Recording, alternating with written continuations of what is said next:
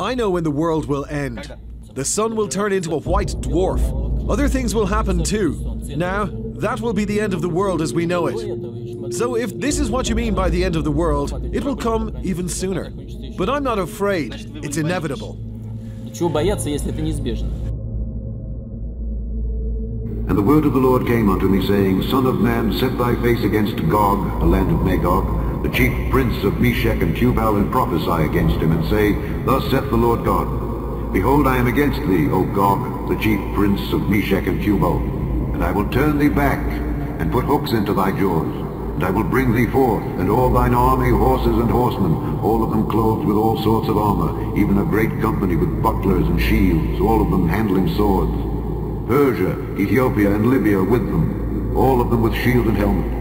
Gomer and all his bands, the house of Togarmah of the north quarters, and all his bands, and many people with thee. Be thou prepared, and prepare for thyself, thou and all thy company that are assembled unto thee, and be thou a guard unto them. After many days thou shalt be visited. In the latter years thou shalt come into the land that is brought back from the sword, and is gathered out of many people, against the mountains of Israel, which have been always waste, but it is brought forth out of the nations, and they shall dwell safely, all of them. Thou shalt ascend and come like a storm. Thou shalt be like a cloud to cover the land, thou and all thy bands, and many people with thee. Thus saith the Lord God. It shall also come to pass, that at the same time shall things come into thy mind, and thou shalt think an evil thought, and thou shalt say, I will go up to the land of unwalled villages. I will go to them that are at rest, that dwell safely, all of them dwelling without walls, and having neither bars nor gates, to take a spoil and to take a prey. To turn thine hand upon the desolate places that are now inhabited, and upon the people that are gathered out of the nations, which have gotten cattle and goods, that dwell in the midst of the land. Sheba and Dedan, and the merchants of Tarshish with all the young lions thereof, shall say unto thee, Art thou come to take a spoil? Hast thou gathered thy company to take a prey, to carry away silver and gold, to take away cattle and goods, to take a great spoil? Therefore, Son of man, prophesy, and say unto Gog, Thus saith the Lord God, In that day, when my people of Israel dwelleth safely, shalt thou not know it? And thou shalt come from thy place out of the north parts, thou and many people with thee, all of them riding upon horses, a great company and a mighty army. And thou shalt come up against my people of Israel as a cloud to cover the land. It shall be in the latter days, that I will bring thee against my land, that the heathen may know me, when I shall be sanctified in thee, O Gog, before their eyes. Thus saith the Lord God, Art thou he of whom I have spoken in old times by my servants the prophets of Israel, which prophesied in those days many years that I would bring thee against them? And it shall come to pass at the same time, when Gog shall come against the land of Israel, saith the Lord God, that my fury shall come up in my face. For in my jealousy and in the fire of my wrath have I spoken. Surely in that day there shall be a great shaking in the land of Israel, so that the fishes of the sea and the fowls of the heaven and the beasts of the field, and all creeping things that creep upon the earth, and all the men that are upon the face of the earth, shake at my presence. And the mountains shall be thrown down, and the steep places shall fall, and every wall shall fall to the ground. And I will call for a sword against him throughout all my mountains, saith the Lord God. Every man's sword shall be against his brother, and I will plead against him with pestilence and with blood. And I will rain upon him and upon his bands and upon the many people that are with him, an overflowing rain and great hailstones, fire and brimstone. Thus will I magnify myself and sanctify myself, and I will be known in the eyes of many nations, and they shall know that I am the Lord.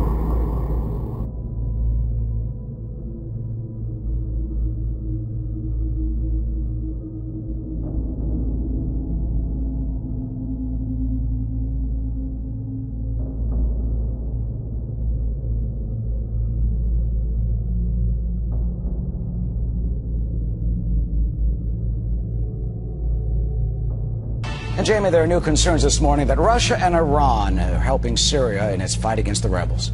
Syrian troops, it turns out, are now using sophisticated technology and tactics on the battlefield, according to analysts. And they say all that help comes from that man and his country, Tehran, as well as Moscow. all in an attempt to try and keep Bashar al-Assad in power. Will he hold out? Joining us now is UN Ambassador John Bolton, former ambassador to the United Nations, senior fellow at the American Enterprise Institute, and Fox News contributor. Good morning, Ambassador. Good morning, Eric. Glad to be with you. Good. We just saw Mahmoud Ahmadinejad, and apparently Iran is helping Assad, Russia is helping Assad, and Secretary of State John Kerry is telling him to stop it. But is anyone listening? Well, they're not listening in Moscow and Tehran, that's for sure. Obviously, both Russia and Iran have been aiding Assad during these hostilities over the last 2 years. I think it's one of the main reasons Assad stayed in power.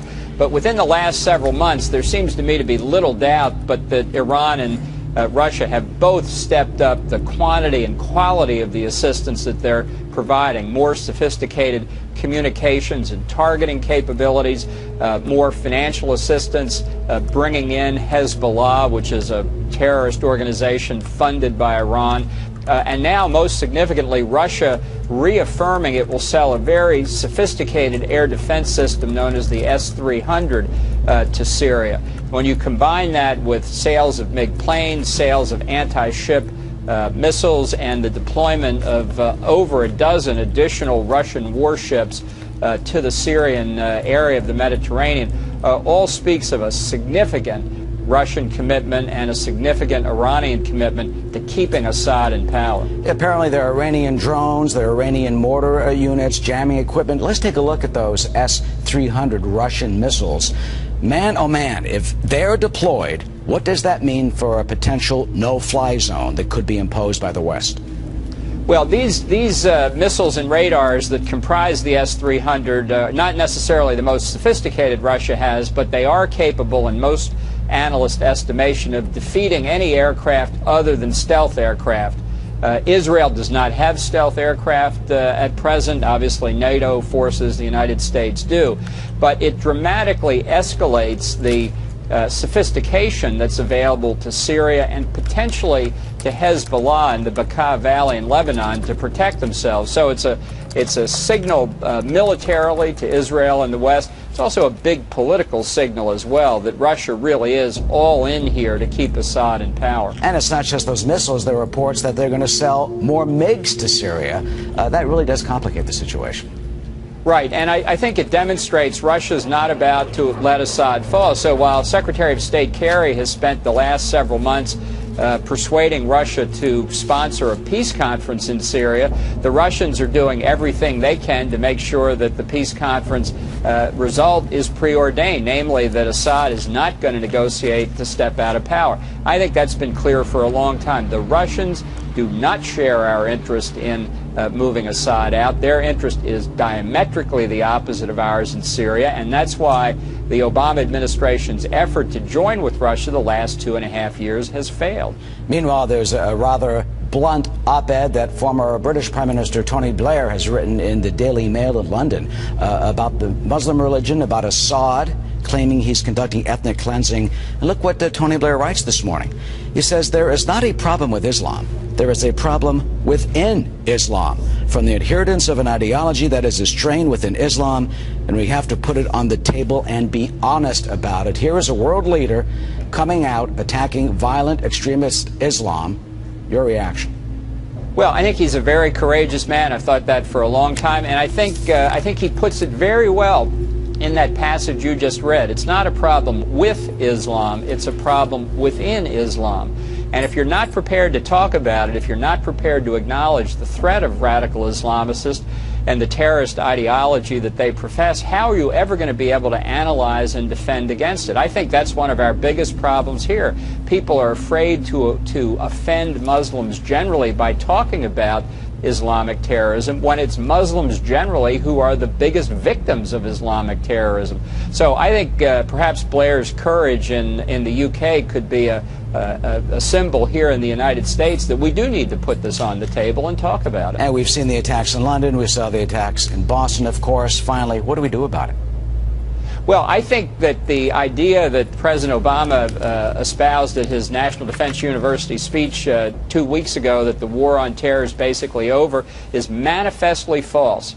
It just flies in the face of the evidence that's right in front of us. And we need to put that on the table, too. We're never going to prevail over the terrorists if we don't admit they exist.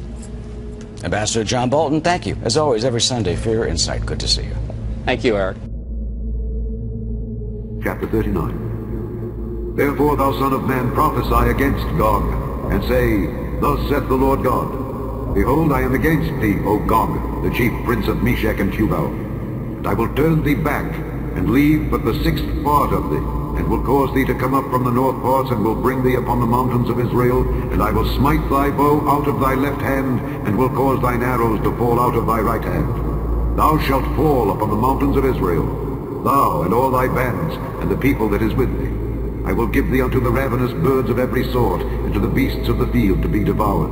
Thou shalt fall upon the open field, for I have spoken it, saith the Lord God. And I will send a fire on Magog, and among them that dwell carelessly in the isles, and they shall know that I am the Lord. So will I make my holy name known in the midst of my people Israel, and I will not let them pollute my holy name any more. And the heathen shall know that I am the Lord, the Holy One in Israel. Behold, it is come, and it is done, saith the Lord God. This is the day whereof I have spoken.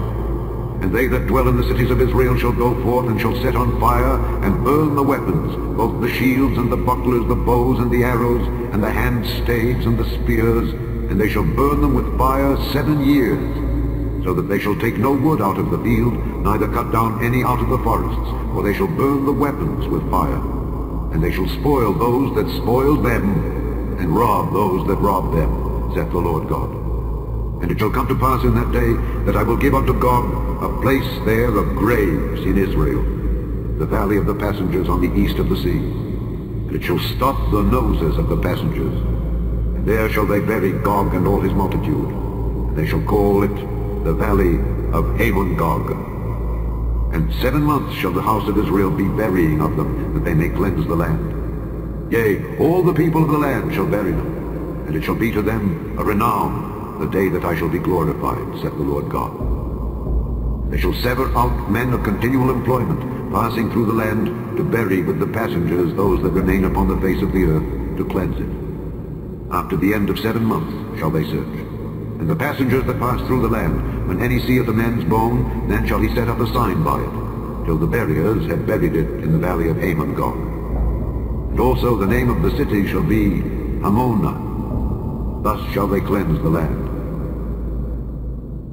And thou, son of man, thus saith the Lord God, Speak unto every feathered fowl, and to every beast of the field.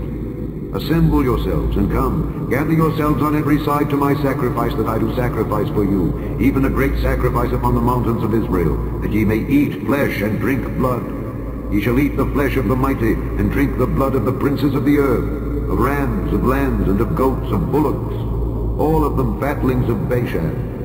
And ye shall eat fat till ye be full, and drink blood till ye be drunken of my sacrifice, which I have sacrificed for you.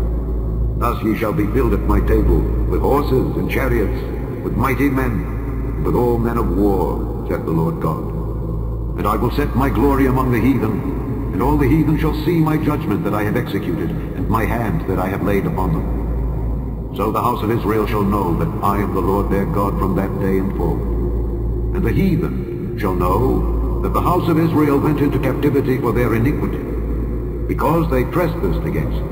Therefore hid I my face from them, and gave them into the hand of their enemies. So fell they all by the sword. According to their uncleanness and according to their transgressions have I done unto them, and hid my face from them. Therefore thus saith the Lord God, Now will I bring again the captivity of Jacob, and have mercy upon the whole house of Israel, and will be jealous for my holy name. After that they have borne their shame, and all their trespasses whereby they have trespassed against me, when they dwelt safely in their land, and none made them afraid. When I have brought them again from the people, and gathered them out of their enemies' lands, and am sanctified in them in the sight of many nations, then shall they know that I am the Lord their God, which caused them to be led into captivity among the heathen. But I have gathered them unto their own land, and have left none of them any more there. neither will I hide my face any more from them. For I have poured out my Spirit upon the house of Israel, saith the Lord God.